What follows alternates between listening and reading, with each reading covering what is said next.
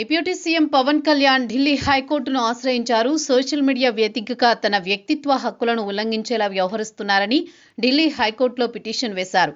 ఆ పోస్టుల కారణంగా తన వ్యక్తిగత స్వేచ్ఛకు భంగం వాటిల్లుతోందని పిటిషన్లో పేర్కొన్నారు.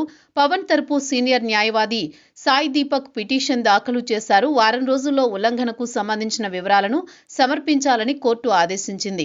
జనసేనాని డిప్యూటీ సీఎం పవన్ కళ్యాణ్ తన వ్యక్తిత్వ హక్కులు కాపాడాలని ఢిల్లీ హైకోర్టును ఆశ్రయించారు. తన అనుమతి లేకుండా తన ఫోటోలను, వీడియోలను ఆర్టిఫిషియల్ ఇంటెలిజెన్స్ సాయంతో మార్ఫింగ్ చేసి దుర్వినియోగం చేస్తోన్న సోషల్ మీడియా ప్లాట్ఫామ్లపై చర్యలు తీసుకోవాలని ఆయన కోర్టులో పిటిషన్ దాఖలు చేశారు.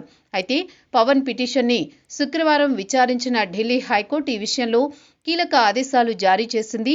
పవన్ కళ్యాణ్ వీడియోలు, ఫోటోలు దుర్వినియోగం అవుతున్న లింకులను 48 గంటల్లోగా తమకు అందించాలని సోషల్ మీడియా ప్లాట్ఫామ్లను ఆదేశించింది. అంతేకాకుండా ఆ లింకులపై వారం రోజుల్లోగా తగిన చర్యలు తీసుకోవాలని న్యాయస్థానం స్పష్టం చేసింది. పవన్ ఇమేజ్ను, వీడియోలను ఉపయోగించి ఏఐ ద్వారా సృష్టించిన తప్పుడు కంటెంట్ను తొలగించాల్సిన అవసరం ఉందని కోర్టు అభిప్రాయపడింది. ఈ పిటిషన్పై తదుపరి విచారణను న్యాయస్థానం డిసెంబర్ 22కు వాయిదా వేసింది. కాగా డిప్యూటీ సీఎం పవన్ కళ్యాణ్ను వ్యక్తిగతంగా టార్గెట్ చేస్తూ సోషల్ మీడియాలో పెద్ద ఎత్తున పోస్టులు ప్రత్యక్షమవుతున్నాయి. రాజకీయంగా, వ్యక్తిగతంగా ఆయన్ను దెబ్బతీసేందుకు కొందరు సోషల్ మీడియాను ఆయుధంగా చేసుకుంటున్నట్లు ఫిర్యాదులో పేర్కొన్నారు.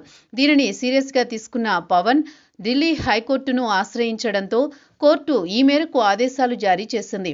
కొద్ది రోజుల క్రితం చిరంజీవి, నాగార్జున, తారక్ సహా పలువురు ప్రముఖులు ఇదే తరహాలో కోర్టును ఆశ్రయించారు.